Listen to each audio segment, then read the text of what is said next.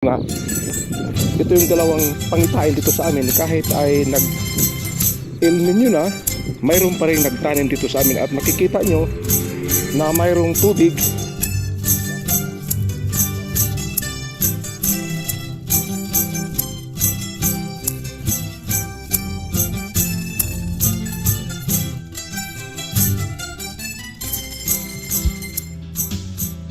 Hello.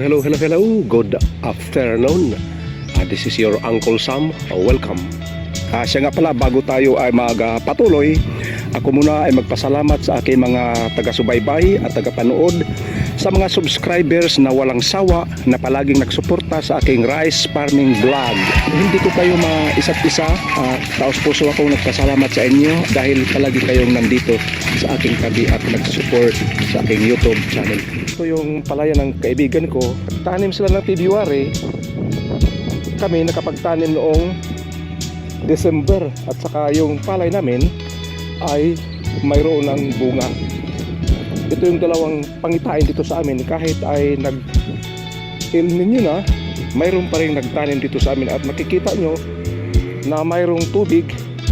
Kahit magkaroon man ng tag-init, ay mayroon pa kaming source sa tubig na makukunan, yung mga bukal o yung spring. Kaya yun, makapagtanim ang ibang farmers. At ipakita ko rin sa inyo yung isa pang palaya na nag-araro siya. Ito ng katapusan ng February. Ito yung palay, pero makapag-harvest pa rin to siya kahit ang El Nino ay nandito pa. Pero sa ngayon kasi ang El Nino ay malapit na siyang mawala, kasi pagkatapos ito ng April o March, April, dyan maulan na.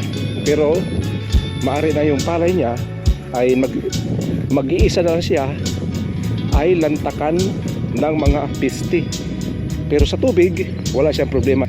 Nung nakaraang linggo, hindi mo na siya nagpalagay ng tubig dahil upang mapuksa yung mga golden apple snail cohol.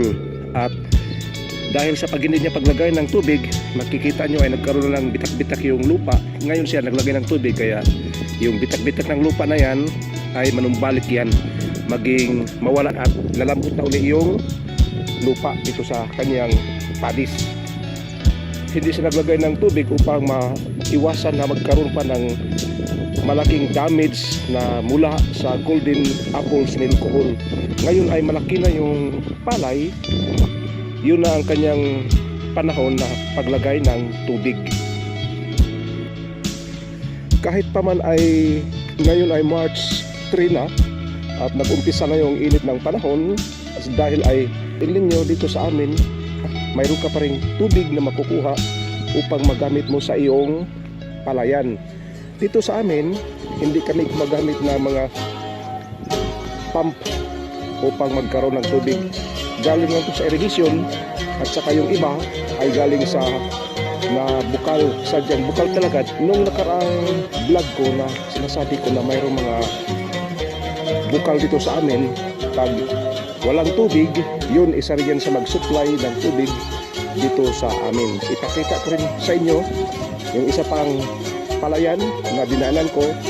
Ngayon lang siya nag-araro. Siguro nag-umpisa sa pag-araro noong February 29.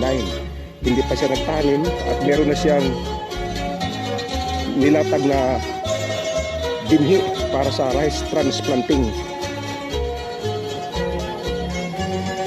Ito yung isang palayan na ngayon lang siya nag-umpisa sa pag-araro.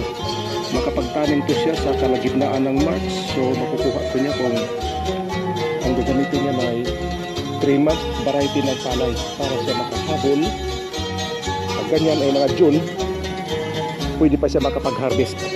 So ito yung comparison ngayon. Kahit El Nino na, ay nagkaroon pa rin ng preparasyon sa palayan, kasi yung tubig ay nandito lang. Hindi problema dito sa aming lugar, hindi katulad sa ibang lugar doon sa north. Tubig doon ay mahirap na, kaya ay mahirap kukunin, mahirap kuhain. Kadalasan doon ay nagkaroon ng mga dry spell. Dito sa amin ay walang dry spell, may tubig pa rin dahil doon sa dulo hindi nagtanim.